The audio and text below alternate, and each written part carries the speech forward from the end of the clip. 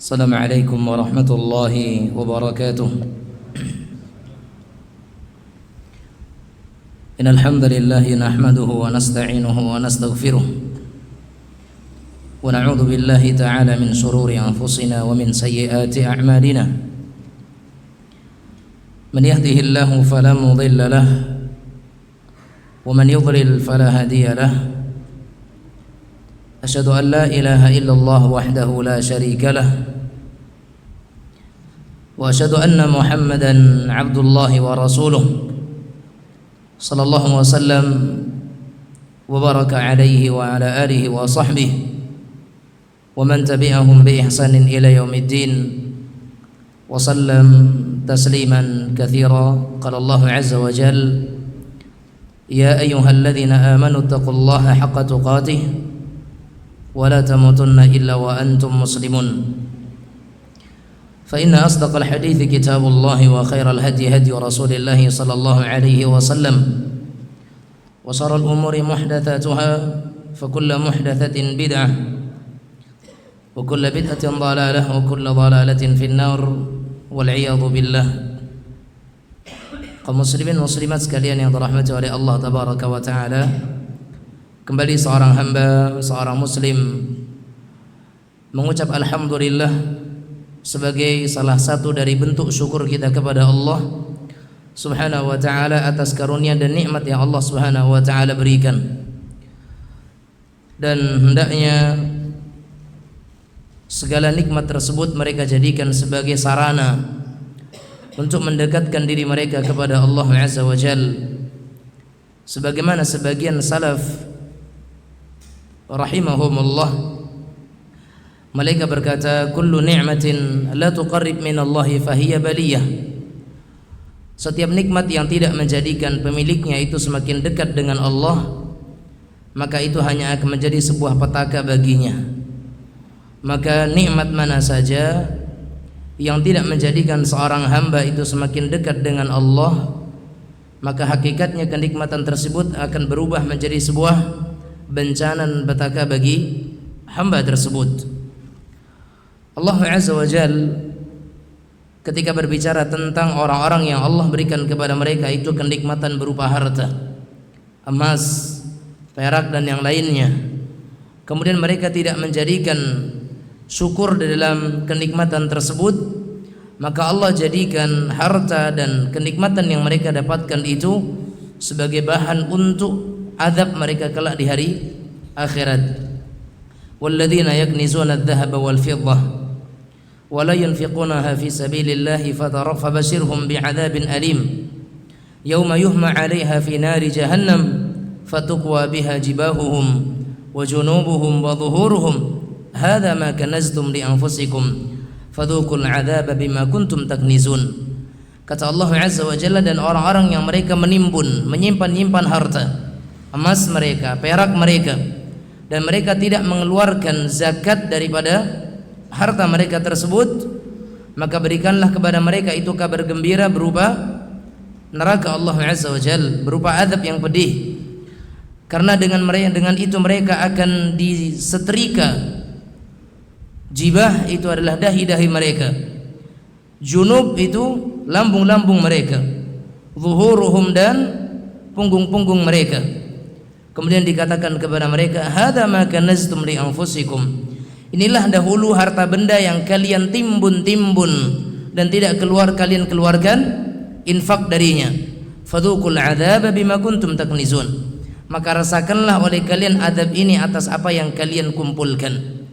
Sehingga sejatinya orang-orang itu mereka diazab oleh Allah Azza wa Jalla, mereka disiksa oleh Allah Azza wa Jalla karena mereka sendiri yang mencari bahan bakar untuk mereka azab tersebut, sehingga jasad mereka, badan mereka diazab oleh Allah Azza wa Jalla dalam neraka Allah karena apa yang mereka kumpulkan sendiri. Fa ya subhanallah, mudah-mudahan Allah Azza wa Jalla jadikan kita semua di antara hamba-hambanya yang senantiasa bersyukur kepada Allah Subhanahu wa taala, terutama atas nikmat yang Allah berikan kepada kita. Jangan kita menjadi orang-orang yang ingkar dan sombong atas kenikmatan yang kita dapatkan. Lihat Nabi Sulaiman alaihi salam nikmat yang begitu besar yang Allah Azza wa Jalla berikan kepadanya, mulai daripada nikmat mantiqat tayr, bisa memahami bahasa burung, kemudian juga mengenal apa yang diucapkan oleh an-namal, semut, kemudian juga memiliki bala tentara dari jin, kemudian dari hewan-hewan, bahkan dikatakan alat kendaraannya Sulaiman adalah awan. Ketika Sulaiman alaihissalam hendak pergi ke suatu tempat, maka Sulaiman memanggil awan tersebut, kemudian dia pun akan datang dan mengantarkan Sulaiman kepada apa yang dituju oleh Sulaiman alaihissalam. Namun lihat apa yang dikatakan oleh Sulaiman alaihissalam, "Hada min fadli Rabbi liyabluwani aashkuru am akfur." Ini adalah merupakan fadl, karunia dari Allah, sebagai ujian untukku, apakah aku menjadi orang yang bersyukur ataukah menjadi orang yang kufur, kata Nabi Sulaiman alaihissalam. Maka hakikatnya nikmat itu adalah ujian, sebagaimana cobaan juga ujian. Wa nabluukum bisyarri wal khairi fitnah, dan kami uji kalian dengan fitnah, baik itu daripada kebaikan ataupun dari keburukan. Ma'asyiral muslimin, salawat dan salam kita sampaikan kepada Rasul yang kita cintai, Nabi kita yang mulia Muhammad sallallahu alaihi wa ala alihi wa sahbihi wasallam. Pelajaran kita tentang kitab tauhid, dan di awal ini sang penulis hafizahullah taala menjelaskan sebelum masuk kepada bab yang pertama, beliau menyatakan di sini tentang pembagian tauhid. Dan beliau menyatakan di sini asalnya tauhid itu tidak boleh dibagi. Pada asalnya tauhid itu tidak boleh dibagi, itu pada awalnya, karena mau itu rububiyah, mau itu uluhiyah, mau itu asma dan sifat, itu asalnya adalah satu kesatuan. Pada asalnya dia adalah satu kesatuan dan tidak boleh dipisah-pisahkan. Akan tetapi ya, makhluk yang bernama musyrikun atau orang-orang musyriklah yang melakukan pembagian. Kenapa? Karena mereka hanya mengimani bahwasanya Allah itu yang menciptakan mereka, dan mereka tidak mau beriman akan ibadah itu ditujukan kepada Allah tabaraka wa taala. Iya atau tidak? Orang-orang musyrik ya, ketika mereka itu ditanya tentang siapa yang menciptakan Allah, menciptakan langit dan bumi, maka mereka akan katakan Allah. Tapi ketika mereka diajak untuk hanya beribadah kepada Allah, mereka ingkar, mereka enggan. Maka merekalah yang membagi tauhid itu sendiri hakikatnya. Maka kaum muslimin muslimat yang dirahmati Allah tabaraka wa taala, maka dahulu setelah diutusnya Nabi Adam alaihi salam, tauhid itu dipahami oleh manusia secara terakumulasi, kata beliau di sini, tanpa ada pembagian, hingga akhirnya setelah 10 kurun munculnya kesyirikan. Dan kesyirikan inilah yang merupakan bentuk pemecahan tauhid, karena mereka mentauhidkan Allah pada suatu sisi dan membatalkan tauhid pada sisi yang lainnya. Allah Azza wa Jalla berfirman tentang kondisi orang-orang musyrikin Arab ketika itu. Allah katakan apa? Wa ma yu'minu aktsaruhum billah illa wa hum musyrikun. Dan kebanyakan mereka itu mereka beriman kepada Allah Azza wa Jalla. Kebanyakan mereka tidak beriman kepada Allah Subhanahu wa taala, melainkan mereka itu dalam keadaan mempersekutukan Allah tabaraka wa taala dengan sesembahan yang lain. Tapi mereka mengatakan diri mereka itu beriman. Aku beriman kepada Allah. Tapi mereka dalam hal ibadah menjadikan tandingan untuk Allah. Iman mereka dalam hal penciptaan, tapi tidak beriman dalam hal penghambaan. Jadi siapa yang membagi iman? Siapa yang membagi iman? Orang-orang musyrik yang membagi iman menjadi adanya iman kepada penciptaan, membagi iman kepada iman penghambaan, itu mereka sendiri, orang-orang musyrik sendiri ya. Jadi kaum musyrikin yang telah membagi-bagi tauhid. Akan tetapi juga kemudian ketika kita lihat kepada ayat-ayat Allah Azza wa Jalla dan juga kepada hadis-hadis Rasulullah sallallahu alaihi wasallam, maka ketika kita melakukan pendekatan kepada berbagai nas-nas yang ada, maka untuk memahamkan umat dan juga dalam rangka untuk menjadikan manusia itu mudah memahaminya, maka kemudian sebagian ulama mereka membuat istilah-istilah di dalam masalah tauhid. Sehingga pembagian tauhid menjadi 3 itu hanya untuk memudahkan, bukan mutlak pembagian.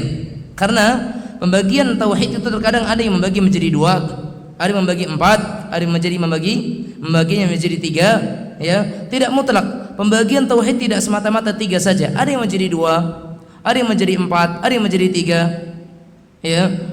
Karena jemaah sekalian yang dirahmati Allah tabaraka wa taala, pembagian tauhid ini hakikatnya hanya untuk memudahkan. Sebagaimana Rasulullah sallallahu alaihi wasallam ketika beliau menyebutkan sebuah bilangan, contohnya ayatul munafiq 3, tanda-tanda kemunafikan itu ada 3. Apakah cuma 3 ini saja? Apakah cuma 3 ini tanda-tanda kemunafikan? Enggak. Karena dalam hadis yang lain apa kata beliau? Arba'u khisalin, ya, man kunna fihi, ya, fa huwa munafiqun khalis. Ada 4 sifat ketika seseorang berada pada dirinya 4 tanda ini, maka dia adalah munafik tulen. 4 di sini disebutkan. Penyebutan angka itu hanya untuk memudahkan. Sama ketika Nabi menyatakan inna lillahi tis'atan wa tis'ina asman, Allah memiliki 99 nama, bukan 99 tok. Karena kalau kita lihat dalam Al-Quran dan kita lihat dari hadis-hadis Rasulullah sallallahu alaihi wasallam, maka nama-nama Allah itu lebih dari 100. Akan tetapi Nabi Muhammad SAW menyebutkan itu untuk memudahkan. Satu. Yang kedua, menyebutkan 99 itu dalam rangka fadilahnya, yang mana ketika ada orang yang hafal 99 ini, hafal lafadznya, paham maknanya, diamalkan kandungannya, dakhalal jannah, maka dia akan masuk surga. Sama ketika Nabi mengatakan 3 muhlikat, 3 yang membinasakan. Apakah yang membinasakan umat itu cuma 3? Enggak. Karena dalam hadis yang dikatakan istanibus sab'al mubiqat, jauhilah oleh kalian 7 perkara yang membinasakan. Tadi 3, kemudian 7. Apakah kita katakan Nabi pelin-pelan? Enggak juga. Artinya penyebutan angka, pembagian sesuatu itu bukan menjadi memutlakkan hanya itu saja, tidak. Tapi itu hanya dalam rangka untuk apa? Tashil atau taisir, memudahkan saja. Pembagian tauhid menjadi rububiyah, ada uluhiyah, ada asma wa sifat. Itu adalah dalam rangka apa? Memudahkan. Sehingga orang tidak tahu pembagian tauhid pun tidak mengapa. Ya, orang tidak mengetahui pembagian tauhid pun tidak masalah. Intinya dia tahu Allah yang menciptakan, Allah yang mengatur, Allah yang memelihara, Allah yang menghidupkan, Allah yang mematikan. Dia juga tahu bahwasanya Allah Azza wa Jalla satu-satunya yang berhak disembah dan tidak ada tandingan bagi dia. Tidak ada yang sama dengan dia, tidak ada sekutu bagi dia. Berdoa hanya untuk Allah, salat hanya untuk Allah, meminta hanya untuk Allah, memohon pertolongan juga hanya kepada Allah Azza wa Jalla. Kemudian dia yakin bahwasanya Allah memiliki nama-nama yang baik, sifat-sifat yang maha tinggi, maka dia adalah ahli tauhid. Sekalipun dia tak tahu tauhid itu pembagiannya berapa. Dia enggak paham tauhid ini apa, tauhid itu apa, tauhid ini apa.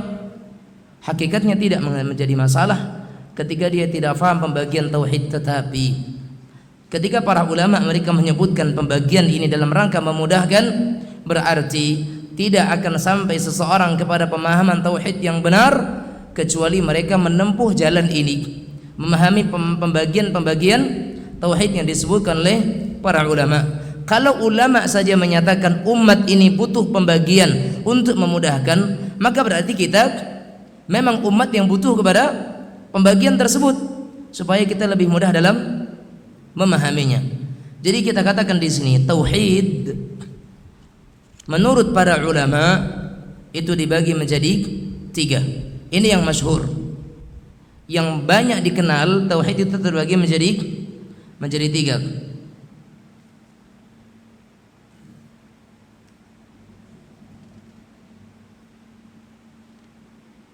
Pertama, tauhid rububiyah.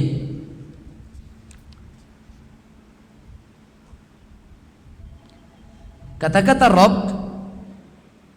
Rabb itu artinya adalah pemilik, pengatur, pemelihara, pencipta.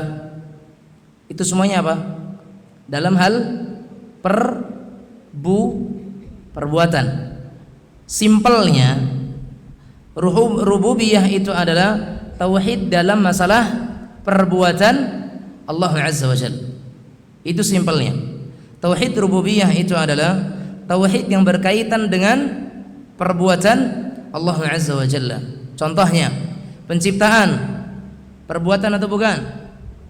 Perbuatan atau bukan? Perbuatan. Berarti kalau kita nyatakan beriman kepada Allah dalam masalah penciptaan karena Allah satu-satunya yang mencipta, berarti tauhid rububiyah. Meyakini bahwasanya Allah satu-satunya yang memberikan penyakit kepada kita dan yang memberikan kesembuhan. Perbuatan atau bukan? Perbuatan. Berarti tauhid. Meyakini bahwasanya Allah yang menciptakan matahari, menciptakan bulan, Allah yang mengatur sehingga bulan dan matahari tidak pernah berbenturan. Perbuatan atau bukan? Berarti tauhid rububiyah. Sehingga rububiyah maknanya adalah mentauhidkan Allah dalam perbuatannya. Itu tauhid rububiyah. Kalau kita kasih definisi panjang akan berat nanti, ya. Tapi pada intinya semuanya menjurus ke situ.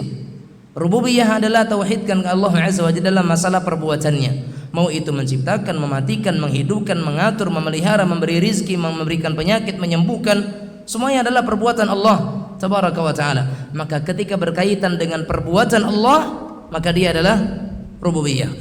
Satu. Yang kedua, tauhid uluhiyah. Uluhiyah dari kata-kata ilah yang artinya adalah penghambaan. Berarti rububiyah adalah mentauhidkan Allah Azza wa Jalla dalam hal ibadah atau peribadatan. Mentauhidkan Allah dalam masalah peribadatan itu maknanya adalah tauhid uluhiyah. Meminta hanya kepada Allah berarti masalah tauhid uluhiyah. Ikhlas dalam beribadah berarti masalah tauhid uluhiyah. Ketika kurban hanya kepada Allah maka tauhid. Berdoa hanya kepada Allah tauhid. Semuanya uluhiyah. Karena apa? Masalah ibadah. Doa ibadah, salat ibadah, kurban ibadah, semuanya masalah ibadah. Berarti ketika berbicara tentang hak-hak Allah dalam masalah ibadah berarti itu adalah tauhid uluhiyah. Baik. Setelah kita yakini Allah berbuat dan kita yakin bahwasanya Allah itu yang berhak untuk disembah, tapi Allah Subhanahu wa taala juga punya nama dan sifat. Sebagaimana manusia juga punya nama, manusia juga punya sifat, tapi nama dan sifatnya manusia tidak sama dengan sifat Allah Tabaraka wa taala. Berarti yang ketiga adalah tauhid asma dan sifat. Pembagian yang ketiga adalah tauhid asma dan sifat. Berarti mentauhidkan Allah Azza wa Jalla di dalam nama-nama dan sifat-sifatnya. Mentauhidkan Allah dalam hal nama-nama dan sifat-sifat Allah Azza wa Jalla. Ingat, kita katakan kita esakan Allah Azza wa Jalla dalam hal mendengar. Maksudnya apa? Apakah manusia tidak mendengar? Iya, manusia mendengar. Tapi kita esakan Allah dengan pendengarannya, karena tidak ada yang mendengar sama dengan pendengaran Allah Azza wa Jalla. Allah mendengar, iya. Makhluk juga mendengar, na'am. Tapi mendengarnya Allah tak sama dengan mendengarnya makhluk. Allah melihat, iya. Makhluk juga melihat. Melihatnya Allah tak sama dengan melihatnya makhluk. Allah turun, iya. Allah turun sebagaimana manusia juga bisa turun. Turunnya Allah tidak sama dengan turunnya manusia. Bagaimana mungkin Allah turun di sepertiga terakhir, kata sebagian orang. Ya, bagaimana Allah akan turun di sepertiga malam terakhir? Sepertiga malam terakhir bagian yang mana? Karena sepertiga malam terakhir di Indonesia, di Arab Saudi masih malam. Masih malam atau masih sore? Masih malam.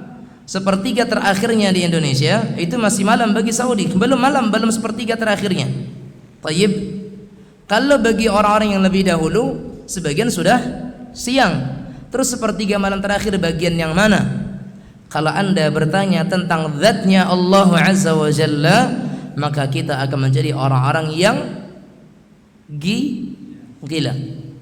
Maka tentang Allah jangan tanyakan bagaimana zatnya, bagaimana perbuatannya Allah Azza wa Jalla. Kenapa enggak sekalian ditanya bagaimana Allah menciptakan bumi, bagaimana Allah membentuk bulan, bagaimana Allah membuat matahari, bagaimana Allah Azza wa Jalla mengganti siang dan malam dan seterusnya. Tanyakan semua perbuatan Allah Tabaraka wa Ta'ala. Bagaimana Allah mengizinkan untuk menggerakkan mata sebagian orang di detik sekian dan yang lain sekian, sementara manusia betapa banyaknya. Tayyib. Dan itu semuanya dengan izin Allah Azza wa Jalla. Manusia yang sekian ratus juta, miliar, apa lagi? Triliun, yang kita nggak tahu berapa jiwa. Ya, yang dalam satu detik berapa orang berkedip, dalam satu menit berapa orang berkedip berbeda-beda. Itu semuanya dalam pengaturan Allah Azza wa Jalla. Kenapa harus bingung memahami turunnya Allah Azza wa Jalla yang waktunya berbeda tidak sebanyak perbedaan manusia yang ada, ya enggak? Kenapa harus bingung? Kalau nanti begitu cara fikir kita, Nabi katakan kiamat terjadi hari apa? Hah? Kiamat terjadi hari apa? Indonesia duluan kiamat. Arab Saudi belum? Ya enggak? Ya enggak? Indonesia duluan kiamat. Arab Saudi belum. Kenapa? Di Indonesia maghrib sudah Jumat, mereka masih jam 2 siang. Ya enggak? Nah, terus gimana memahaminya? Tayyib. Makanya tentang bagaimananya Allah bukan untuk ditanyakan, tapi untuk diimani. Makanya ada satu ayat yang sangat perlu Anda ingat selalu kalau berbicara tentang masalah nama-nama dan sifat-sifat Allah Tabaraka wa Ta'ala. Laisa kamitslihi syai'un wa huwa samiul basir. Ya, laisa kamitslihi syai' wa huwa samiul basir.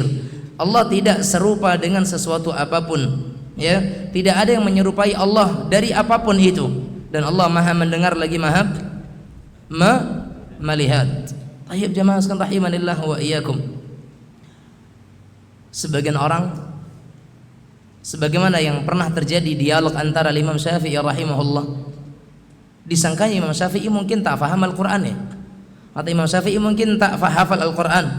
Sementara Imam Syafi'i rahimahullah hafal Al-Quran di usia kurang dari 7 tahun, kan? Tayyib. Kitab Muwatta Malik beliau hafal di usia kurang dari 10 tahun, kan? Luar biasanya kejeniusan Imam Syafi'i. Ditantang debat. Imam Syafi'i bagi bilang bukan debat, cuman ngajak ngobrol doang.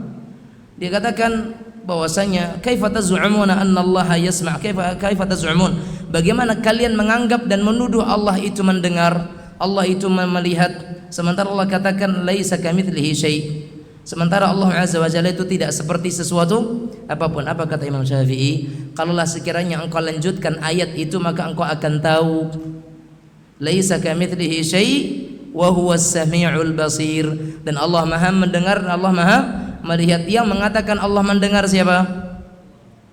Yang menyatakan Allah melihat siapa? Maklum enggak melihat dengan apa? Melihat dengan apa? Mendengar dengan apa? Terus kita katakan Allah tidak memiliki mata, tidak memiliki telinga. Berbicara dengan apa? Lisan dan mulut. Tayyib.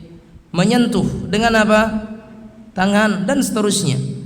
Nah, Allah Azza wa Jalla jika katakan bahwasanya yadullahi fawqa aydihim, tangan Allah berada di atas tangan-tangan hambanya. Allah katakan dirinya punya tangan. Terus ngapain kita bingung bagaimana tangan Allah? Enggak usah difikirkan. Karena kita dengan monyet aja sama-sama punya tangan. Kita disamakan dengan tangan monyet, mau? Tangan Bapak mirip loh dengan tangan monyet yang kemarin saya lihat di kebun binatang. Marah lah. Terus kenapa kita perlu ribut-ribut mencari tahu tentang bagaimana tangan Allah Subhanahu wa ta'ala? Allah, Nabi kita katakan bahwasanya kedua tangan Allah itu tak kanan. Kedua tangan Allah itu kanan. Kalau Anda pahami dengan Anda lihat tangan kanan Anda sekarang, kalau Anda lihat tangan kanan Anda sekarang kemudian dia di sebelah kiri, gitu, gimana? Cacat, kan? Kalau pada diri manusia kedua tangannya kanan, maka akan jadi cacat. Tapi bagi Allah Azza wa Jalla bukan sebuah kecacatan, bahkan itu adalah sebuah kesempurnaan dan keagungan bagi Allah Azza wa Jalla, dan kita tidak tahu tentang bagaimananya Allah. Makanya terkait dengan sifat-sifat Allah tabaraka wa taala ya adalah al-imanu bihi wajib. Beriman kepada sifat Allah itu wajib. Wal kaifu majhul. Tentang bagaimananya sifat Allah enggak ada yang tahu. Bagaimananya Allah itu tidak ada yang tahu. Allah itu wujud atau tidak? Allah ada atau tidak? Di mana Allah? Hah? Wujud bila makan? Allah ada tak bertempat? Atau Allah memiliki tempat? Allah memiliki tempat atau tidak? Hah? Allah enggak bertempat? Jamaah sekalian rahimanillah wa iyyakum. Allah nyatakan dirinya di mana? Allah nyatakan dirinya di arsy. Kemudian orang menyatakan kalau Allah di arsy berarti Allah butuh dengan arsy. Siapa yang menyatakan Allah butuh dengan arsy? Hanya orang-orang yang mereka tidak faham tentang bagaimana Allah. Allah nyatakan dirinya beristiwa di arsy, iya, tapi tidak menyatakan Allah itu butuh kepada arsy. Karena tidak semua yang di atas sesuatu butuh kepada yang di bawahnya, ya atau tidak? Karena sebagian mereka menyatakan karena kalau sesuatu itu berada di atas sesuatu, berarti yang di atas butuh kepada yang di bawah. Dia contohkan apa? Gelas di atas meja, berarti ini gelas butuh kepada meja. Sekarang kita tanya, lampu di atas siapa? Lampu di atas kita atau di bawah kita? Di atas kita. Yang butuh lampu kepada kita atau kita kepada lampu? Hah? Apakah yang di atas selalu butuh kepada yang di bawah? Tidak. Langit di atas atau di bawah sih? Di atas. Yang butuh itu langit butuh kepada kita atau kita butuh kepada langit? Kita yang butuh kepada langit. Matahari di atas di bawah, bulan di atas di bawah, bintang di atas di bawah, hujan dari atas dari bawah. Kalau kita katakan yang di atas selalu butuh dengan yang di bawah, kebalik pemikiran kita. Justru yang di bawah butuh kepada yang di atas. Buktinya kita hamba Allah Azza wa Jalla butuh kepada Allah yang di atas, ya atau tidak? Dan fitrah manusia selalu menyatakan demikian. Dan ini pembahasannya nanti akan panjang dalam pembahasan asma dan sifat-sifat Allah Azza wa Jalla. Pada intinya kita katakan tadi, pembagian tauhid bukan hal yang mutlak harus diketahui setiap orang, tidak. Karena itu adalah hanya pemudahan dari para ulama melakukan pendekatan supaya orang mudah faham dalam masalah tauhid. Tapi tidaklah kemudian orang mengabaikan itu semuanya. Karena ketika para ulama membuat jalan untuk mempermudah, berarti kita juga ambil kemudahan itu karena mereka sudah membuat rumusnya. Sebagaimana rumus-rumus nahwu dan saraf itu diada-adakan, tidak ada di zaman Rasulullah sallallahu alaihi wasallam. Ada enggak nahwu dan saraf di zaman Nabi? Hah? Ada enggak nahwu dan saraf di zaman Nabi? Kenapa enggak? Bahasanya itu kok. Ngapain butuh nahwu dan saraf? Adapun sekarang orang-orang Arab belajar nahwu dan saraf, kenapa? Karena bahasanya sudah terkontaminasi dan bercampur. Sehingga banyak generasi yang mereka tidak faham dengan bahasa Arab sendiri. Sama dengan kita orang Indonesia. Kan ada pelajaran sastra bahasa Indonesia atau tidak? Kenapa harus ada pelajaran sastra? Karena banyak campuran bahasa-bahasa. Bahkan orang ketika dihadapkan kepada bahasa Indonesia asli terkadang tidak faham. Kalau kita dihadapkan kepada ejaan Indonesia asli, banyak yang tidak faham. Tapi begitu juga bahasa Arab. Ilmu hadis baru nggak? Muhdats nggak? Diada-adakan nggak? Iya, diada-adakan masalah ilmu hadis. Di zaman Nabi nggak ada ilmu hadis. Kenapa? Ya mereka hidup di zaman Nabi. Nggak perlu ada ilmu hadis. Semua sahabat hidup bersama dengan Rasul, ngapain ada ilmu hadis? Tapi ilmu hadis dibuat oleh para ulamaul hadis untuk mencari tahu tentang hadis mana yang bisa diambil dan diterima dan mana hadis yang tidak bisa diterima. Karena banyaknya dan jauhnya jarak antara kita dengan Rasulullah sallallahu alaihi wasallam. dan ilmu-ilmu yang lain. Dan inilah yang dikatakan oleh Imam Syafi'i rahimahullah sebagai bid'ah hasanah. Ini yang dikatakan sebagai bid'ah hasanah, ya, hal yang diada-adakan untuk melakukan pendekatan supaya orang faham, ya, tapi bukan zat ibadah itu, bukan zat ibadahnya, tapi dia sebagai wasilahnya, bukan ibadahnya. Sehingga maulid, dia ibadah atau wasilah? Ibadah, bukan wasilah. Sehingga dia bid'ah yang hasanah atau sayyi'ah? Tayyib. Jadi di sini kita akan faham hal tersebut. Naam, kaum muslimin muslimat yang dirahmati oleh Allah Subhanahu wa taala. Naam. Kita mulai membaca apa yang ditulis oleh Syekh Muhammad ibn Abdul Wahhab ibn Sulaiman At-Tamimi An-Najdi Al-Hanbali rahimahullahu taala. Beliau menyatakan apa? Kitabut Tauhid. Qala Allah azza wa jalla wa ma khalaqtul jinna wal insa illa liya'budun. Itu ayat yang pertama yang beliau santumkan dalam bab yang pertama.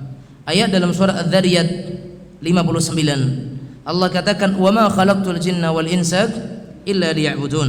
Dan tidaklah aku menciptakan jin dan manusia. Ingat Bapak Ibu sekalian, Allah sebutkan di sini dua golongan makhluk, jin dan manusia. Berarti yang punya kewajiban ibadah itu dua golongan ini, jin dan manusia. Sehingga sebagaimana di golongan manusia ada yang saleh, ada yang talih, maka dari kalangan jin juga ada yang saleh, ada yang duna darik, ada yang selain mereka. Sebagaimana dalam manusia ada yang muslim, ada yang qasid, maka dalam jin pun ada yang muslim juga ada yang qasid, non muslim.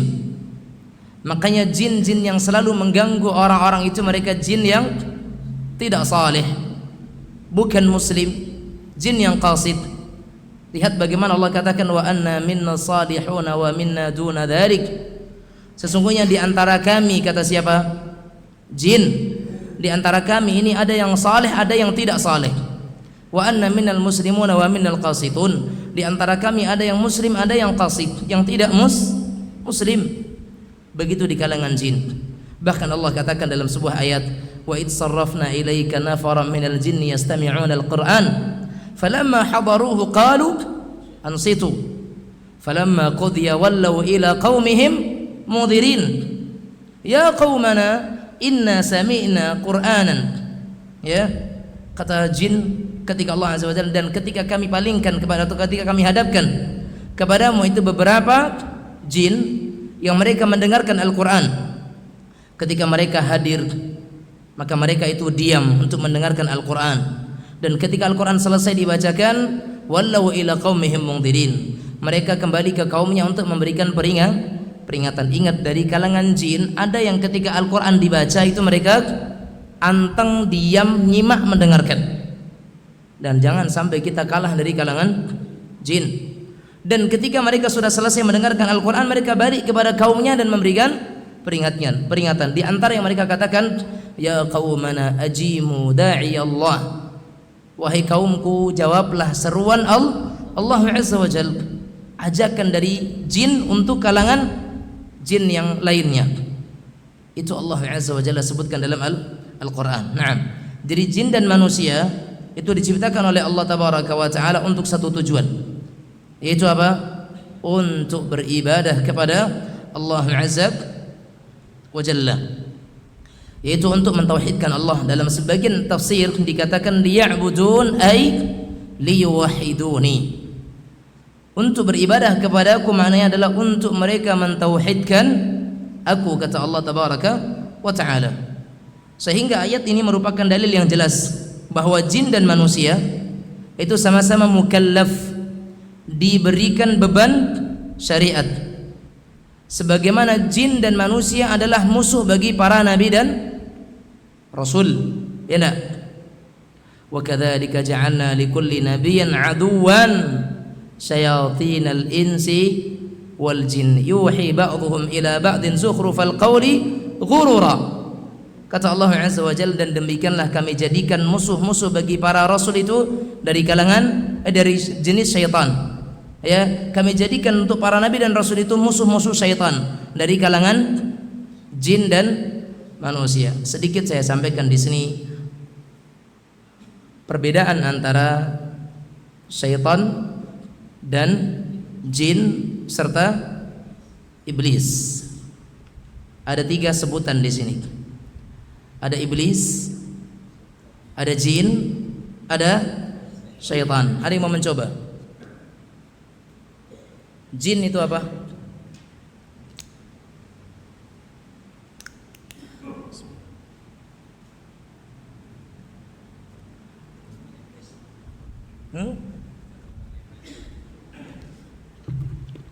Jin itu apa? Keturunan iblis. Iblis keturunan jin atau jin keturunan iblis? Hah? Iblis dari kalangan jin atau jin dari kalangan iblis? Jin itu apa? Pertama, jin itu makhluk Allah Azza wa Jalla dan hambanya yang diciptakan dari khalaqtani min nar wa khalaqtahu min tin, kata iblis, kan kata jin, engkau ciptakan dari api dan dia Adam kau ciptakan dari tanah. Baik. Jin makhluk Allah. Allah ciptakan dari api. Tapi di antara mereka ada yang saleh, ada yang tidak saleh. Itu jin. Adapun iblis itu sebutan untuk bukan. Iblis ini adalah sebutan untuk jin yang pembangkang. Iblis itu untuk sebutan jin yang pembangkang.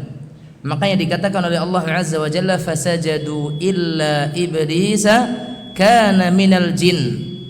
Maka mereka semuanya sujud kecuali iblis dari golongan jin. Makanya iblis dari golongan jin. Dan iblis itu adalah jin yang pembangkang. Ya, jin yang pembangkang, yang sangat-sangat brutal itu adalah iblis. Artinya kalau dari kalangan manusia ada premannya, ada anak nakalnya, ada orang baiknya. Begitu juga dalam kalangan jin. Jin ada yang nakal biasa, tapi ada premannya. Ada premannya. Berarti preman di kalangan jin adalah iblis. Sementara syaitan itu adalah sifat untuk jin dan manusia yang mengganggu atau ingkar kepada Allah Azza wa Jalla. Itu adalah syaitan. Syaitan adalah sifat baik untuk manusia ataupun jin yang mereka itu membangkang dan lari daripada peraturan Allah Azza wa Jalla, yang mengganggu manusia lain, maka dikatakan sebagai syaitan. Makanya Allah katakan minal jinnati wan nas. Ketika Allah berbicara tentang syaitan, alladzi yuwaswisu fi sudurin nas, yang mengganggu, membisikkan kejahatan ke dalam dada-dada manusia, Allah katakan apa? Minal jinnati wan nas, dari golongan jin. Dan jadi dari jin ada setan, dari manusia juga ada syaitan. Wallahu taala alam. Kita adzan terlebih dahulu. Wassallallahu wasallam ala nabiyina Muhammad wa ala alihi wa sahbihi wasallam. Ibnu Qayyim rahimahullah, beliau pernah menyatakan apa? Idha'atul waqti ashaddu minal maut. Menyia-nyiakan waktu itu lebih berbahaya daripada kematian. Kenapa? Idha'atul waqt taqta'uka 'anillahi wad daril akhirah. Seseorang ketika dia itu menyia-nyiakan waktunya, maka itu akan memutus antara dia dengan Allah dan antara dia dengan kehidupan akhiratnya. Adapun kematian hanya akan memisahkan antara dia dengan dunia.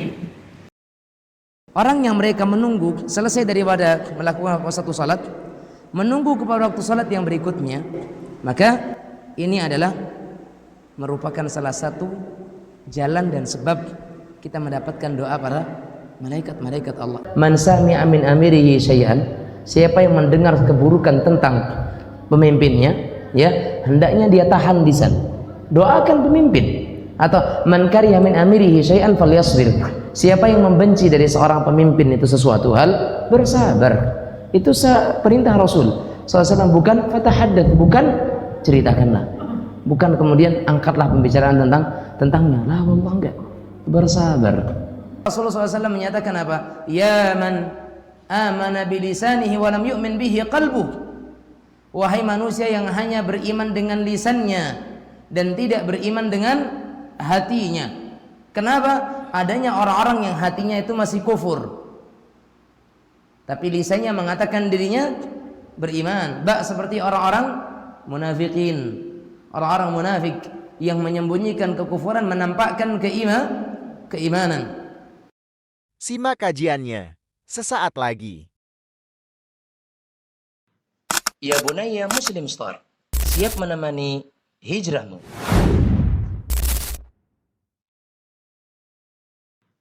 Ya bunayya Muslim Star, siap menemani hijrahmu.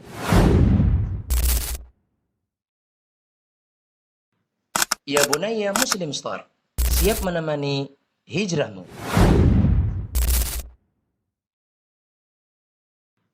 Ya bunayya Muslim Star, siap menemani hijrahmu.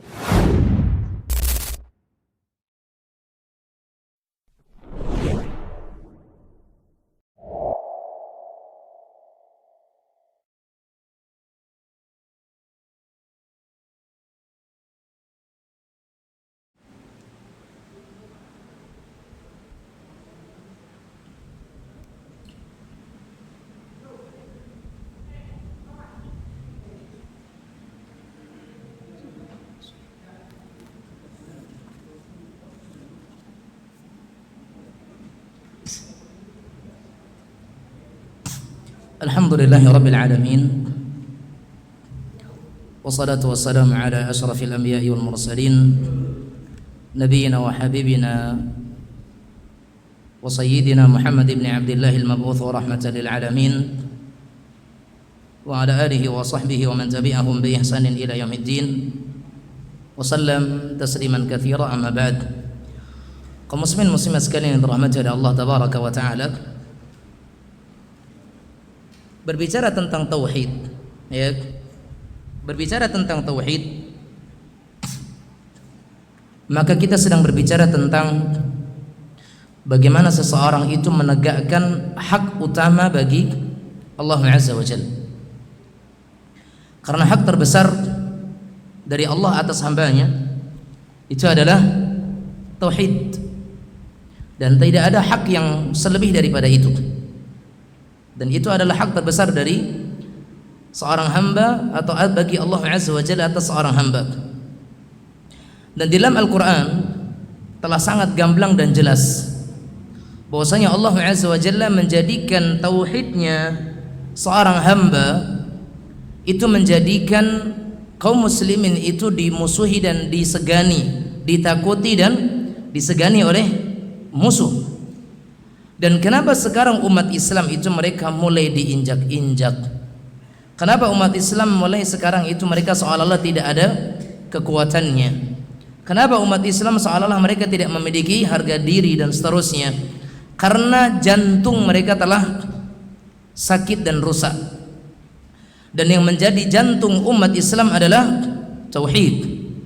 Sebagaimana kita ketahui, ketika badan jantungnya sudah bermasalah, maka segala sesuatu yang dia miliki sudah tidak berfungsi dengan normal, dengan baik.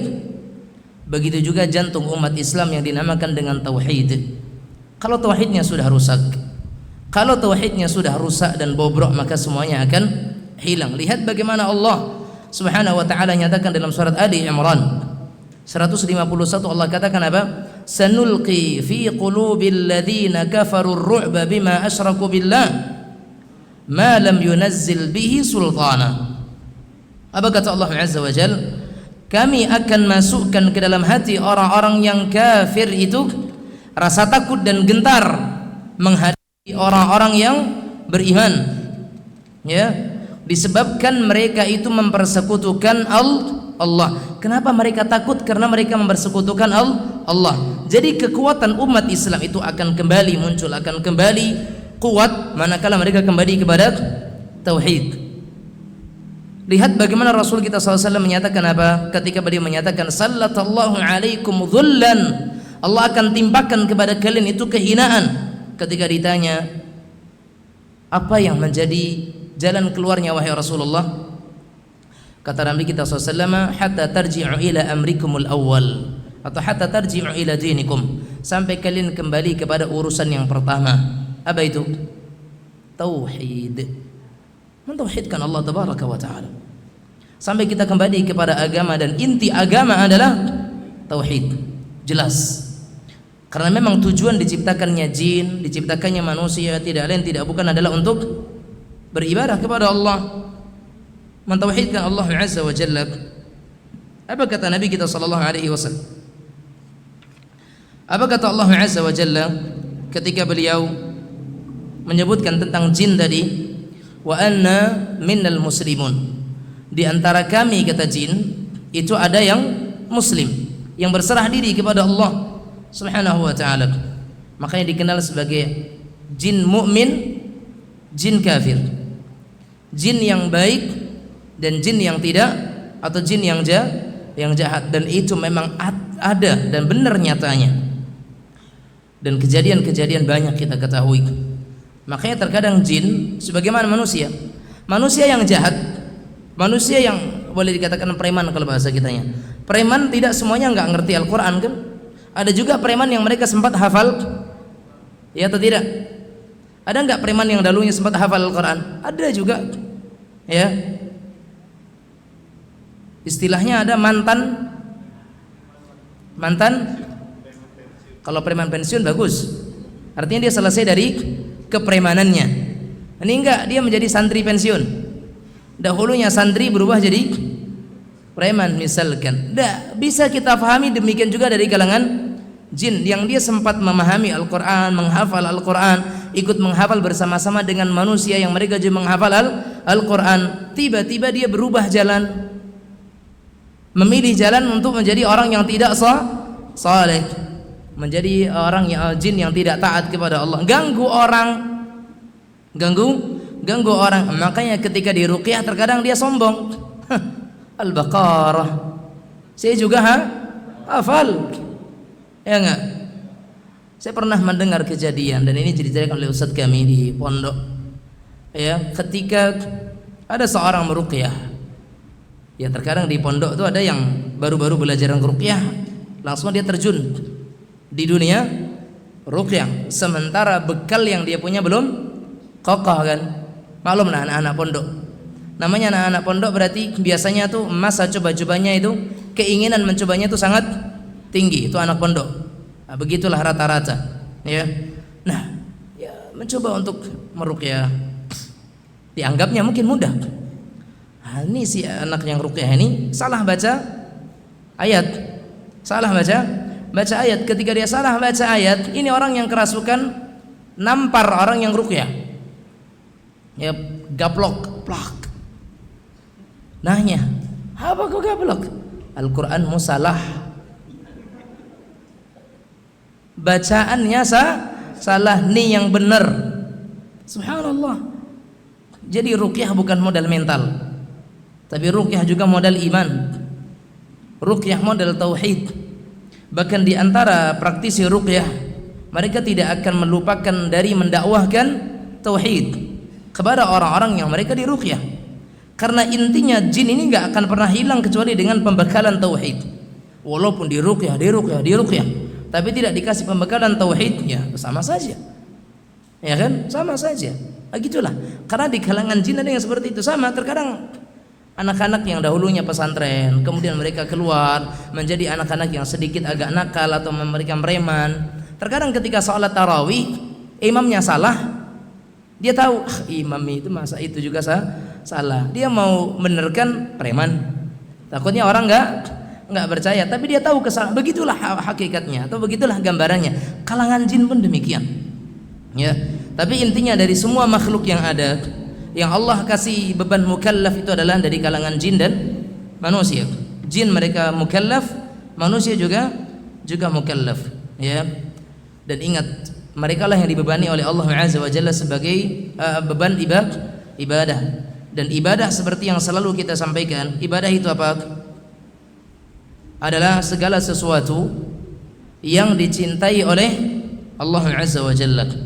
Segala sesuatu yang dicintai oleh Allah Azza wa Jalla itu adalah ibadah. Asal dicintai oleh Allah maka itu adalah ibadah. Udah, itu intinya. Ya, ini ibadah atau bukan sih? Ya, kita lihat dicintai oleh Allah atau tidak. Bagaimana kita mengetahui dicintai oleh Allah atau tidak? Sesuai dengan Rasul atau tidak? Kalau dia sesuai dengan tuntunan Rasulullah, pasti dicintai oleh Allah. Berarti itu adalah ibadah. Jika tidak sesuai, maka tidak akan dicintai oleh Allah. Berarti itu bukan ibadah. Naam.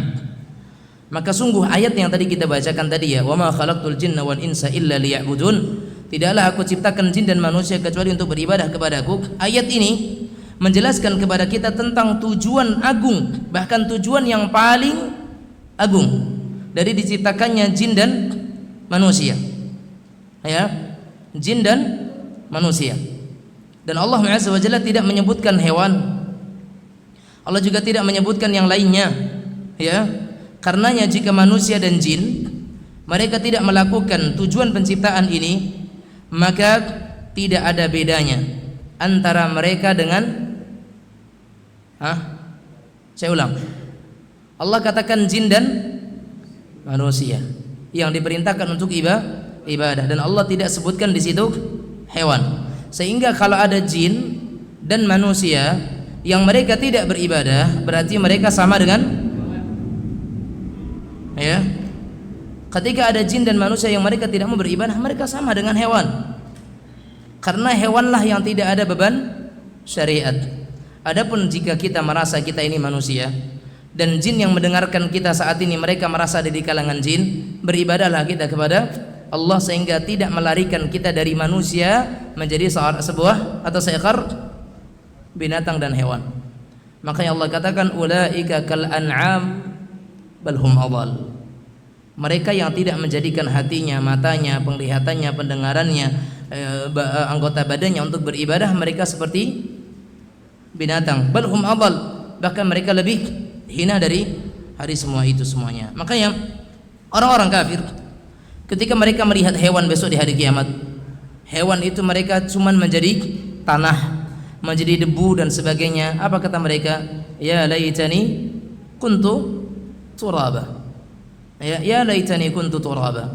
Kata orang-orang kafir, ya laitani kuntu turaba, alangkah baiknya jika sekiranya aku hanya dahulu menjadi sebuah tanah saja. Maka tujuan dari Allah Azza wa Jalla menciptakan jin dan manusia adalah untuk beribadah kepada Allah Azza wa Jalla. Sehingga jamaah sekalian yang dirahmati Allah Azza wa Jalla, ya, sekiranya ibadah kepada Allah Azza wa Jalla tidak akan terrealisasi dengan benar kecuali dengan tauhid, maka tauhid adalah hukumnya wajib. Saya ulang, ketika ibadah kepada Allah tidak akan terwujudkan dengan benar kecuali dengan kita mempelajari tauhid, berarti mempelajari tauhid hukumnya adalah wajib. Karena beribadah dengan benar hukumnya wajib, berarti segala sesuatu dan sarana yang menjadikan perkara yang wajib itu sempurna, maka hukumnya itu adalah wajib.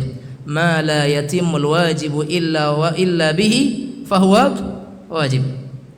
Ma la yatimul wajibu illa bihi fahuwa wajib. Ini kaidah pentingnya.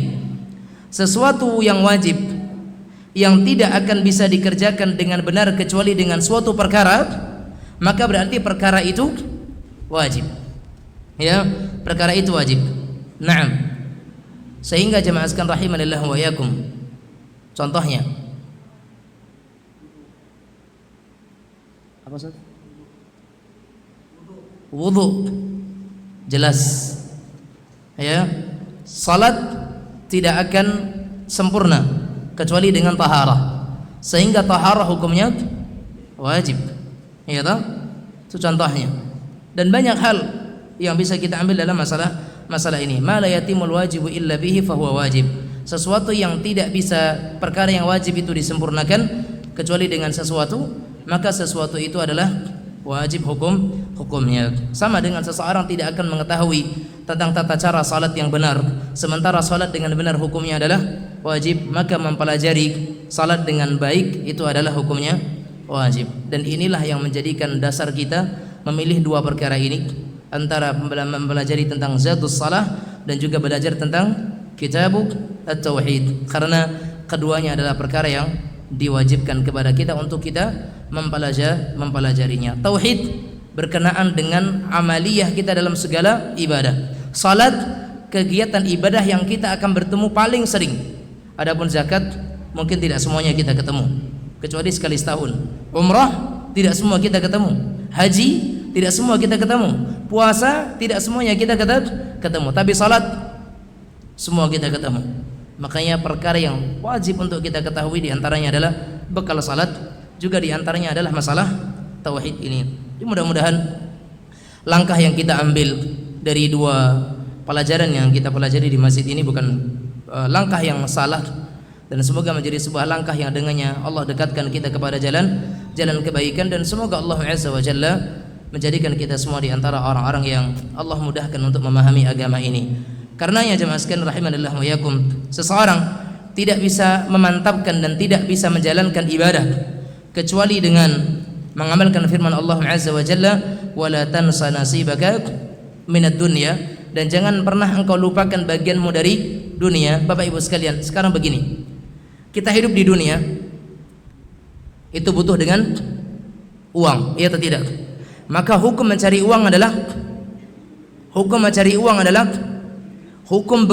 adalah wajib, karena kita butuh dengan yang namanya uang, ya atau tidak? Sehingga ma la yatimul wajibu illa bihi, ibadah akan terselenggarakan dengan baik dengan adanya harta, ya atau tidak? Masa iya enggak pakai pakaian kita salat? Pakaian kita dapat dari mana? Beli pakai apa? Uang dapat dari mana? Bekerja. Maka bekerja hukumnya wajib, karena ma la yatimul wajibu illa bihi fahuwa wajib. Tetapi yang disarankan oleh para ulama adalah agar kita tidak selama sepanjang waktu kita untuk dunia dan kerja.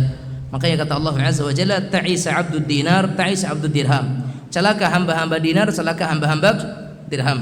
Kenapa? Karena ketika mereka diberikan uang mereka ridha, ketika mereka tidak diberikan harta mereka akan murka. Jangan demikian. Wallahu taala alam. Ini yang kita bisa sampaikan pada pertemuan kali ini, dan sudah ada masuk satu pertanyaan. Ini pertanyaan terkait dengan salat sebenarnya. Ya, pembahasan pekan kemarin. Tapi enggak apa-apa kita jawab saat ini karena ini menjadi sesuatu yang penting juga untuk kita bahas. Pertanyaannya adalah tentang kejadian nyata. Makanya kemarin saya sampaikan, salat ini merupakan hal yang akan banyak kejadian-kejadian yang terjadi, karena dia ibadah yang paling sering kita temui dan ibadah yang paling sering kita lakukan, ya, sehari 5 kali Pak Ibu sekalian. Makanya wajar kan ketika ketemu hal-hal yang ada aja. Taib, ini kejadian yang si penanya ini bertanya bahwa di suatu masjid ketika dilaksanakan salat Isya, ya, kalau tidak salah di bulan Ramadan, ya, kemudian kejadiannya adalah ketika di malam hari itu lampu mati, ya, lampu mati. Ini di rakaat yang kedua, ya, lampu padam, listriknya padam, ya. Maklumlah salat tarawih biasanya jamaahnya banyak, kan begitu? Kalau ketika Isya dan seterusnya. Nah, kejadian di sini lampu padam, tentu hawa panas. Di masjid ketika bulan Ramadan biasanya anak-anak kecil pun banyak, sehingga di situ terdengar tangisan anak-anak kecil, ya kan? Ayat tangisan anak-anak kecil. Maka sang imam berinisiatif untuk membatalkan salatnya, sehingga salatnya hanya dilakukan sebanyak 2 rakaat. Sehingga dibatalkan salatnya. Kemudian setelah 2 rakaat salam. Setelah itu dia berdiri, atau setelah itu dia mencari sesuatu yang bisa memberikan penerangan, mungkin flash handphonenya, atau mungkin senternya, atau mungkin apalah, setidaknya itu bisa memberikan penerangan. Setelah itu dia berdiri dengan menyatakan, sengaja tadi kami sebagai membatalkan salat kita karena keadaan darurat. Darurat apa? Daruratnya apa di sini? Hah? Lampu mati bukan darurat sebenarnya. Hah? Anak menangis. Darurat atau bukan? Darurat bagi imam atau darurat bagi orang tuanya? Hah? Tayyib. Ini imam berdiri, dia menyatakan sengaja saya batalkan salatnya karena melihat kondisi darurat, ya. Setelah ini kita tambah 2 rakaat. Ya. Setelah ini kita tambah 2 rakaat. Tayyib, kaum muslimin muslimat rahiman. Pertanyaannya adalah bagaimana hukum salat tersebut? Ini pernah terjadi di zaman Rasul atau belum? Jemaah sekalian rahimanillah, ini nawazil. Tahu nawazil? Nawazil artinya adalah kekinian atau bahasanya adalah kontemporer. Ini masalah-masalah nawazil. Masail nawazil, ya, masalah-masalah kontemporer. Wallahu taala alam. Jemaah sekalian, hukum asalnya membatalkan salat ketika ada darurat itu hukumnya boleh. Membatalkan salat ketika ada perkara darurat itu hukumnya boleh. Seperti ketika akan terjadi sebuah hal yang berbahaya. Ya, contohnya kita salat di sini. Anak kita main listrik di depan. Ya. Kita maju. Ya. Pas maju malah dia lari ke belakang. Khawatir nanti di belakang ada listrik lagi. Jika Anda dengan tidak membatalkan salat akan terjadi hilang konsentrasi, maka ketika itu Anda boleh membatalkan salat. Kita runtut masalahnya, ya. Maka boleh membatalkan salat ketika ada darurat. Satu. Yang kedua, untuk menyelamatkan harta. Udah tahu maling masuk rumah, khusyuk aja kita salat. Hah? Maling masuk rumah nih, khusyuk aja kita salat. Ini orang pandai atau sedikit pandai? Enggak ada kepandaiannya sama sekali. Ini orang agak lain ini. Ya, kalau boleh kita katakan sedikit bodoh, ya. Bodoh lah, demikian. Jelas-jelas itu harta perlu dijaga. Harta perlu dijaga. Anda salat, maling masuk, batalkan salatnya. Karena salat masih bisa diganti. Kalau uang Anda hilang, siapa yang mau ganti? Hah?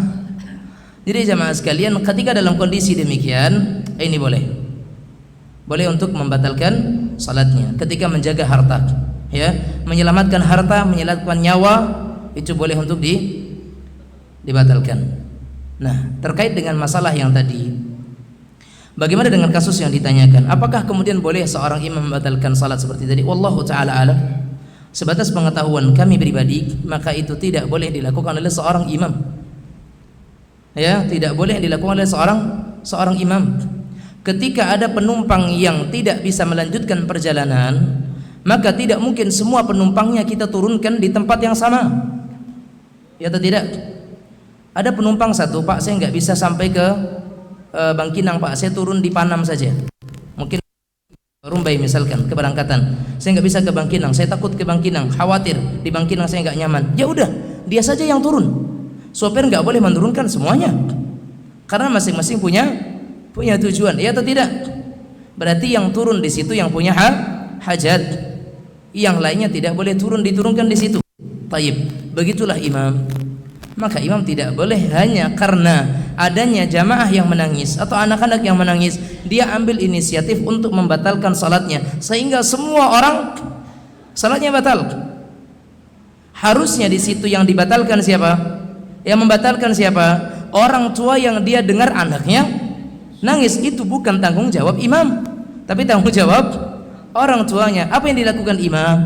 Yang dilakukan imam ketika itu memendekkan bacaannya, bacaan rukuknya, bacaan sujudnya, bacaan duduk di antara dua sujudnya, bacaan tasyahudnya, dia percepat.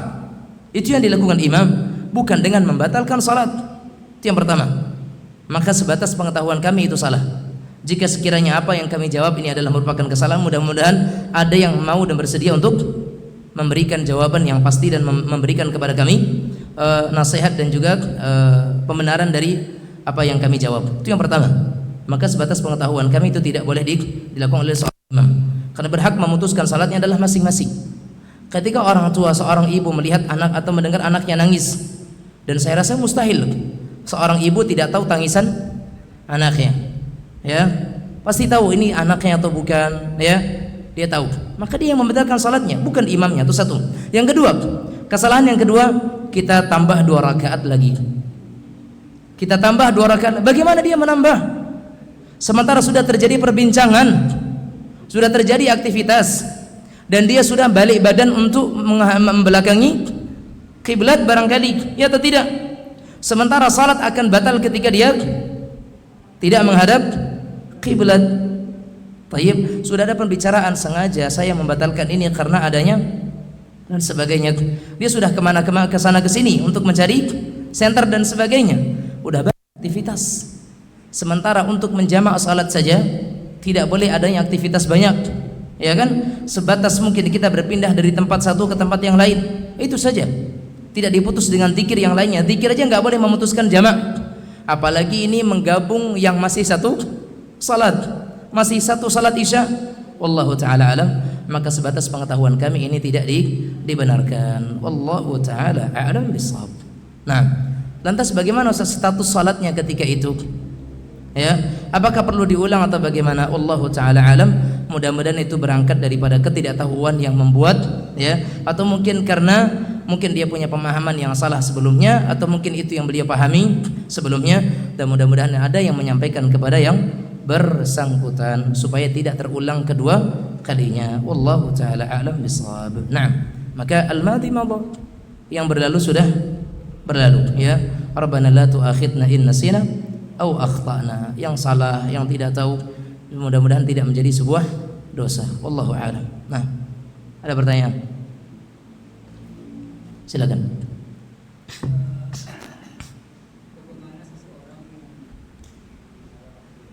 Keraskan sedikit. Bagaimana seseorang yang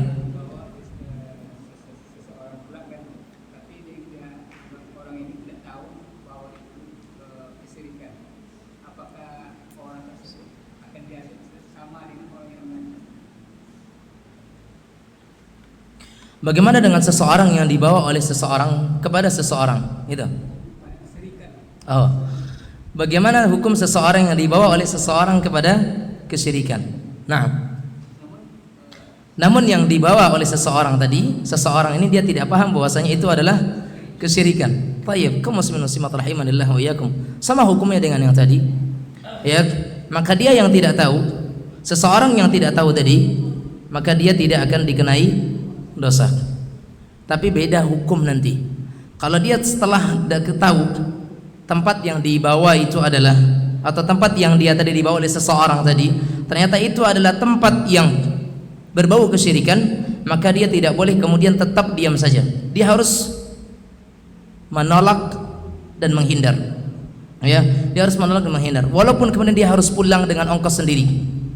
Ya, dia tetap harus menghindar. Karena terkadang di awal kan dakwah beda doh. Makinilah langsung mah ada. Untuk kesyirikan tidak ada istilah langsung.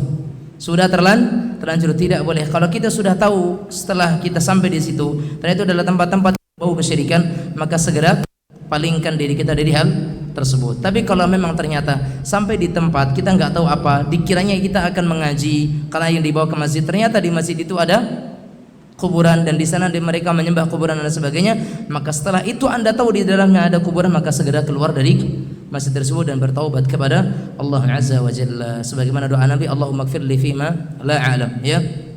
Ya Allah, ampunilah aku pada hal yang tidak aku ketahui. Makanya di antara doa yang diajarkan Nabi sallallahu alaihi wasallam adalah Allahumma inni a'udzubika an usyrika bika wa ana a'lam wa astaghfiruka lima la a'lam. Ya Allah, aku berlindung kepadamu dari mempersekutukanmu sementara aku ketahui, dan aku meminta ampun kepadamu dari apa-apa yang tidak aku ketahui. Wallahu a'lam. Doa ini perlu kita hafal. Nah, silakan yang lain. Wah, buku di bayi kok curhat. Biasa kalau lah buku di bayi itu curhat. Sudah dibaca kok. Sudah dibaca kok. Oh enggak. Apa amalan-amalan yang dianjurkan dan disunahkan apabila kita ikut berkurban? Amalan-amalan yang dianjurkan atau disunahkan bagi orang yang ikut berkurban, pertama adalah selalu memperbaiki dan memperbaharui niatnya.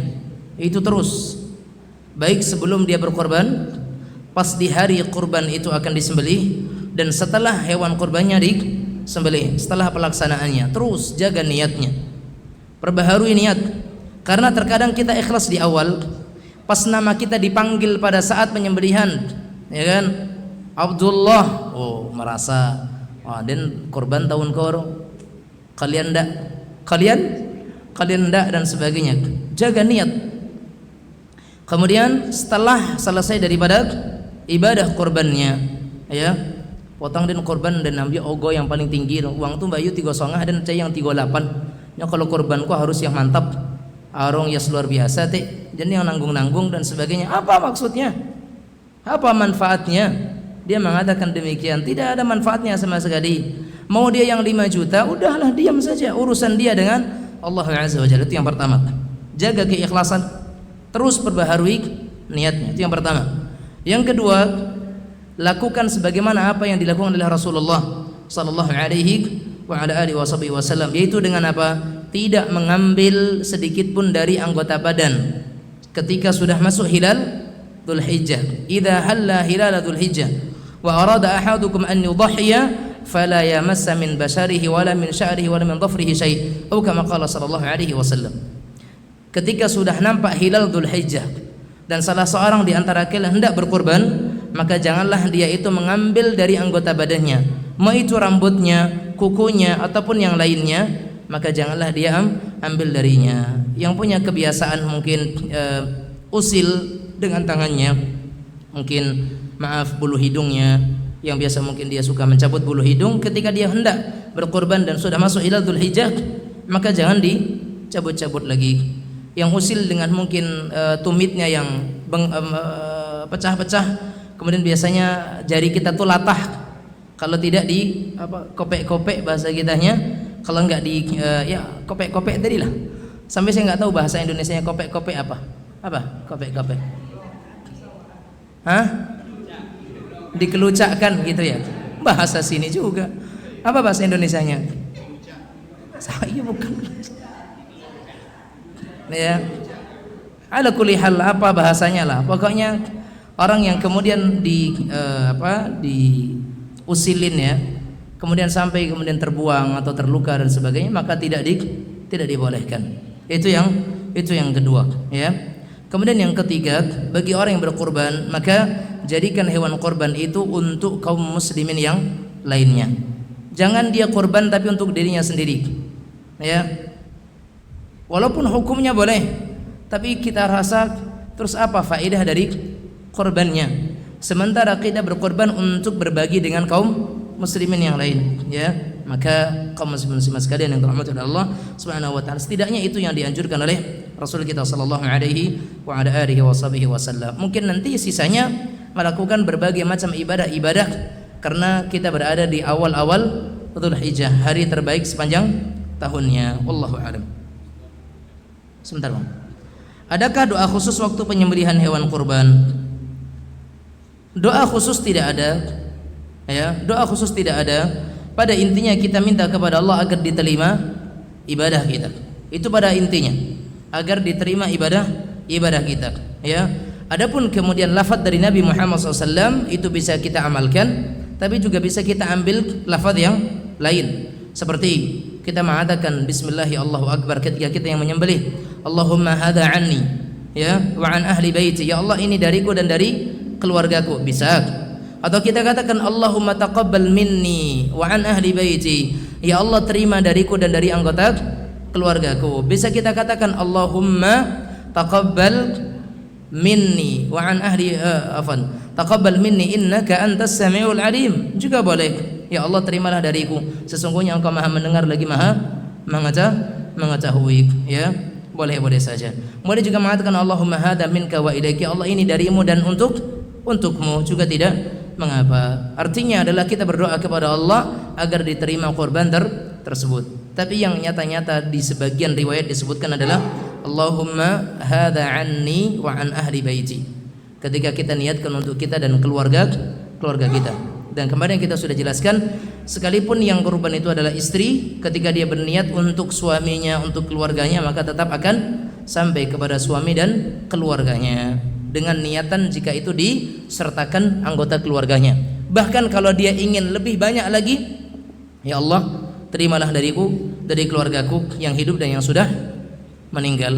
Maka semua keluarga kita, mau itu mungkin orang tua kita, kakek nenek kita, maka mereka akan mendapatkan bagian daripada hal tersebut. Wallahu a'lam. Silakan. Dulu pernah punya pengalaman bahasa waktu di sekolah ya. Ada kegiatan karena faktor cuaca, dicarilah orang yang mampu mendoakan pindahkan Hujan. Itu saya waktu itu termasuk orang yang menyarankan juga. Itu hukumnya seperti apa? Itu yang pertama. Yang kedua terkait kurban juga. Misal kan Zulhijjah dekat, kita tidak punya persiapan, kawan ngajak kurban yuk, ayo kurban. Tapi saya bisa nggak bayarnya 2 bulan lagi atau berapa? Artinya saya berutang dari waktu itu sampai batas waktu tertentu. Ada penundaan. Baik. Yang pertama terkait dengan masalah pernah terjadi di masa lalu, kita menyarankan untuk minta doa kepada seseorang yang mungkin dianggap dengan suatu anggapan tertentu supaya dia memindahkan hujan. Sebenarnya doa memindahkan hujan itu sudah diajarkan oleh Rasulullah sallallahu alaihi wasallam yang bisa dilakukan oleh setiap masing-masing kita. Ya. Doa memindahkan hujan itu sudah diajarkan Rasul sallallahu alaihi wasallam dan semua kita bisa menjadi pawang hujan. Semua kita bisa menjadi pawang hujan. Tinggal karena pawang hujan terkadang ada yang berhasil, ada yang tidak kan? Begitu juga kita ketika kita berdoa untuk memindahkan hujan, itu ada yang berhasil, ada yang tidak dikabulkan. Ya. Kisah ketika Nabi Musa alaihi salam dan juga kisah ketika Nabi Muhammad sallallahu alaihi wasallam di suatu saat ketika datang seseorang mengadu kepada Rasulullah, ya Rasulullah, ya di kampung kami terjadi kemarau panjang, ya sampai kemudian tanah-tanah semuanya kering, bahkan retak-retak, maka doakan agar Allah menurunkan hujan. Nabi Muhammad SAW berdoa, Allahumma aghithum, ya Allah turunkan hujan kepada mereka. Seketika itu langit mendung dan kemudian turun hujan kepada mereka. Sampai 2 kali Jumat tidak berhenti hujan, 2 pekan nggak berhenti hujan. Kemarin ngadu nggak pernah hujan, sekarang ngadu hujan nggak berhenti. Panas payah, hujan pun susah. Ya kan? Itu sifat manusia. Panas salah, hujan salah. Mudah-mudahan kita tidak seperti itu. Tapi orang ini karena memang keadaannya adalah hujan terus tidak berhenti-henti. Sampai akhirnya datang kepada ya Rasulullah, hujan enggak berhenti-henti. Sampai akhirnya apa? Pepohonan tumbang, sebagian rumah rusak, ya kan? Tanaman-tanaman yang kemarin itu pada hidup walaupun dalam keadaan kita harapkan hujan tapi terkadang malah kebanjiran. Doakan supaya hujan itu berhenti. Nabi berdoa, Allahumma hawalaina la alaina. Allahumma 'alal akam wat-tirab wa manabitis syajar. Kata Rasul SAW, ya Allah turunkan hujan kepada sekeliling kami, bukan di atas kami. Ya Allah turunkan hujan kepada tempat-tempat perairan yang mengalir, kepada lembah-lembah yang masih menurunkan hujan atau memerlukan hujan, dan kepada tanah-tanah yang baru akan menumbuhkan tanamannya. Artinya masing-masing kita itu bisa berdoa dengan doa tersebut. Allahumma hawalaina la alaina. Allahumma hawalaina la alaina. Itu doa yang diajarkan Nabi SAW ketika hujan lebat dan tidak berhenti-henti di kampung kita. Doakan Allahumma hawalaina, ya Allah turunkan hujan kepada sekitar kami, jangan di kampung kami terus. Ini doa apa? Mindahkan hujan, ya atau tidak? Jadi sudah diajarkan Rasul sallallahu alaihi wasallam. Ya, mungkin karena ketidaktahuan sebelumnya, maka ketika kita minta kepada seseorang tanpa ada keyakinan tertentu, ya, tapi kita anggap orang itu saleh, maka tidak mengapa. Tapi dengan doa yang diajarkan Rasul.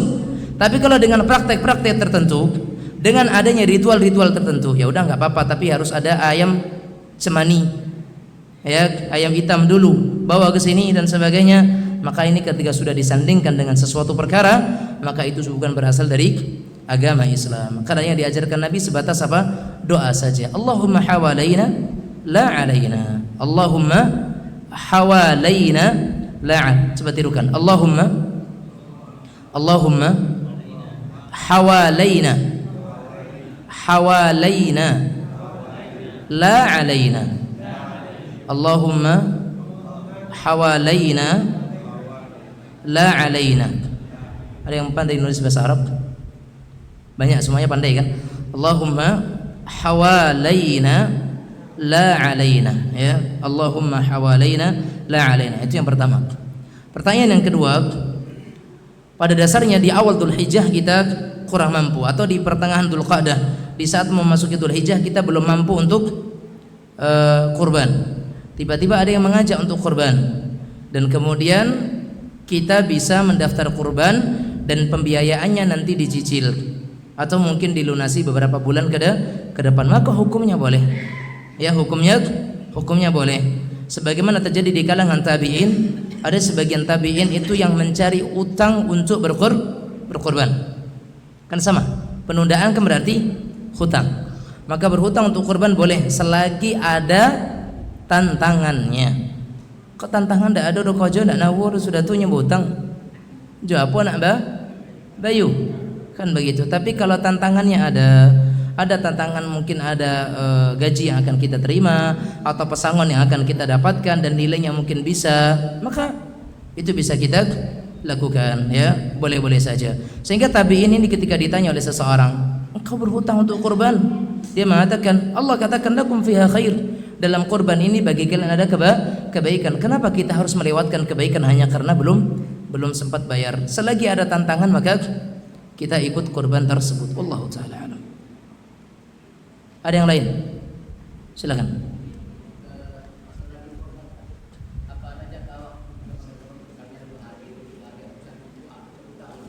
Apanya? Daging korban. Apakah daging korban boleh dihabiskan 1 tahun, ataukah harus 3 hari habis dan sebagainya? Terdapat riwayat yang menyatakan bahwa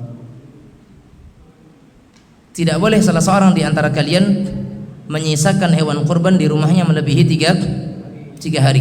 Hadisnya sahih. Nabi kita katakan tidak boleh ada seseorang di antara kalian yang menyisakan daging kurbannya melebihi 3 hari. Hadisnya sahih, dalam 1 tahun. Kemudian di tahun berikutnya sahabat bertanya, ya Rasulullah, ana'malu kama fi 'amil madhi? Apakah tahun ini kita amalkan sebagaimana tahun lalu? Maka kata Nabi kita SAW menyatakan, dzalika 'amun kana bil muslimina jahad, atau kama qala sallallahu, itu adalah tahun di mana kaum muslimin mereka mengalami kesusahan. Amal an, adapun sekarang, kulu wa at'imu waddakhiru, adapun sekarang makanlah, berikanlah kepada orang miskin dan simpanlah. Sehingga hadis yang pertama itu dimansuh oleh hadis yang kedua.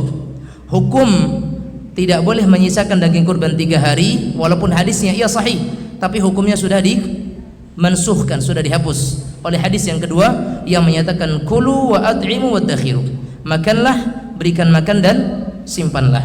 Sehingga tidak ada batasan, mau dia nyimpan sampai 1 bulan, mau 2 tahun, mau 2 abad, ya boleh-boleh saja. Tapi kalau terlalu lama disimpan, tidak akan lebih baik daripada dia sedekahkan. Wallahu taala alam bisawab. Nah, cukup. Insyaallah kita lanjutkan pada pertemuan berikutnya insyaallah, dan mudah-mudahan Allah Subhanahu wa taala menjadikan kita semua di antara orang-orang yang dengan majelis ini mendapatkan keberkahan dan rahmatnya. Hadza wa sallallahu wasallam wa baraka wa an'ama ala abdihi wa rasulihi Muhammad wa ala alihi wa sahbihi wasallam, walhamdulillahi rabbil alamin, wabillahi taufik. Wassalamualaikum warahmatullahi wabarakatuh.